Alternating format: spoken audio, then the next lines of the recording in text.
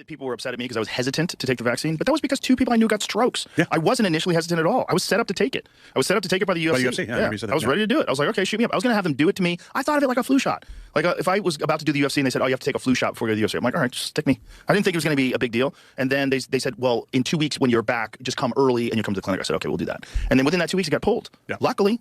You know, but it's not just those 2 guys. I know a lot of people now with pretty severe vaccine injuries. So do I. And so many people have reached out to me because of what happened to me. Celebrities that wanted to be quiet about it. You know, people that are like really hesitant about talking about it openly and publicly. But they were really scared. Like people that have like real serious problems. I have 2 friends that have pacemakers now.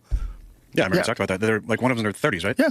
He's a dentist. That's not normal. No, it's not normal. It's not normal for at your all. heart to stop for 9 seconds at a time. He's a thin, healthy young guy, and all of a sudden his heart starts up. Why does nobody care about that? Well, everyone's scared. There's people that are scared because they took it and they're worried that they have a ticking time bomb and they want any information that refutes that and that confirms that they made the right choice. Also, they did make the right choice morally and ethically when they did it. They did it because they thought they were doing the right thing. Everybody has to do it. We're going to protect everyone. If we all do this, this is going to get us out of the pandemic. Because the news media was being used by these pharmaceutical drug companies to push a very specific narrative. And they didn't do any critical thinking. They didn't step outside the box. They didn't talk to any scientists that differed.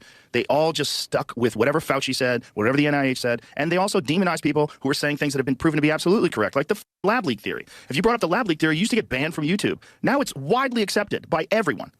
So is all the conspiracies that got people censored and kicked off. So many of them have been proven to be true. Yeah. And I agree with you. So many people thought they were doing the right thing. They thought, I'm doing my part. This is what we're supposed to do. 2 weeks, stop the spread. I'm full on board. We're all together.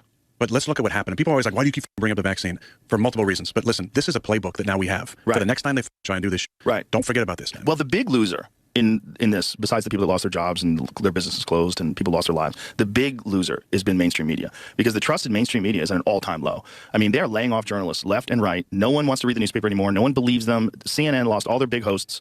It's like they lost. And they lost their streaming service. Yeah, well, that was hilarious. They dumped money into something to get people to pay for something that no one wants for free. Yeah. And it was like Anderson Cooper's book club. Like, what the f are you doing? if I was a shareholder in CNN. How much? Only $10 a month? Okay. Yeah. I was like, what the f are you guys doing? Do you really think anybody's going to pay for CNN?